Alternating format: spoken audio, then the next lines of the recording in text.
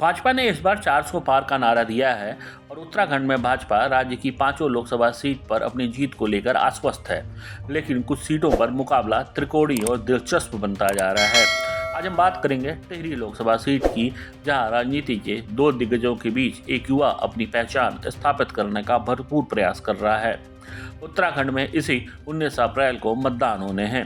देश के दो प्रमुख दल भाजपा और कांग्रेस के प्रत्याशियों के साथ ही उनके स्टार प्रचारक भी पूरा दमखम लगा रहे हैं। सूबे की टिहरी लोकसभा सीट को महत्वपूर्ण और दिलचस्प सीट माना जा रहा है।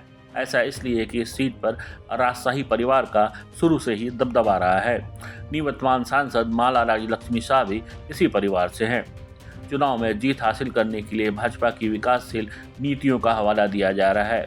साथ में मोदी एक बड़ा फैक्टर है, तो कांग्रेस पर झूठ और भ्रम फैलाने का भी आरोप भाजपा लगा रही है।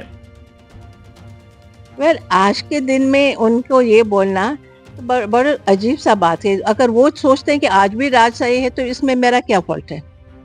कांग्रेस ने सीट पर अपने खाटी नेता जोत सिंह गुनसोला को मैदान में उतारा है। गुनसोला पहले कांग्रेस से विधायक भी रह चुके हैं। गुनसोला कहते हैं कि अब राजशाही परिवार से मुक्ति पाने का समय आ चुका है। कांग्रेस प्रत्याशी का आरोप है कि आज आजाद भारत में भी टिहरी की जनता पर राजशाही हावी है। बेरोजगारी और महंगाई पर भाजपा बात ही नहीं कर रही। अंकिता भंडारी का मुद्दा भी भाजपा सरकार की कार्यशैली पर सवाल खड़े करता है। कांग्रेस सामाजिक न्याय, सामाजिक सुरक्षा, आर्थिक न्याय और युवाओं को रोजगार देने का संकल्प लेकर आगे बढ़ रही है।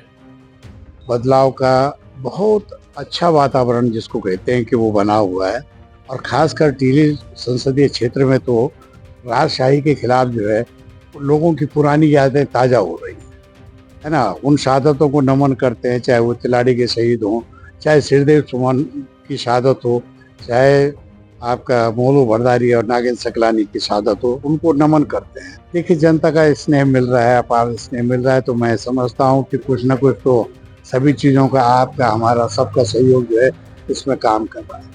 अब बात करते हैं उस युवा चेहरे की जिसे आने वाले समय में गढ़वाल से उभरता हुआ नेता कहा जा सकता है। 26 साल के बॉबी पंवार निर्दलीय प्रत्याशी के तौर पर मैदान में हैं। केवल मैदान में ही नहीं है, बल्कि उन्हें युवाओं का अच्छा खासा समर्थन भी मिलता हुआ दिख रहा है। बॉबी बेरोजगारी और पेपर लीक मामले को लेकर चर्चा में आए थे। बाद में उन्हें जेल भी जाना पड़ा। अग्निवीर, बेरोजगारी, स्थानीय समस्याओं के साथ ही अंकिता भंडारी मर्डर केस को मुद्दा बनाकर बॉबी चुनावी समर में ताल ठोक रहे हैं। अब देखना यह होगा कि दिग्गजों की लड़ाई में यह युवा कहां तक टिक पाता है। पर 3 बार के कार्यकाल में जो सांसद निधि वापस हुई है, जो यहाँ के विकास में लगती थी, उसका हिसाब कौन देगा।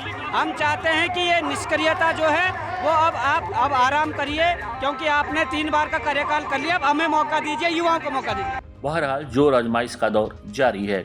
सभी अपने अपने जीत का दावा कर रहे हैं, लेकिन देखना होगा कि जनता के आशीर्वाद से किसे जीत मिलती है और किसे मात।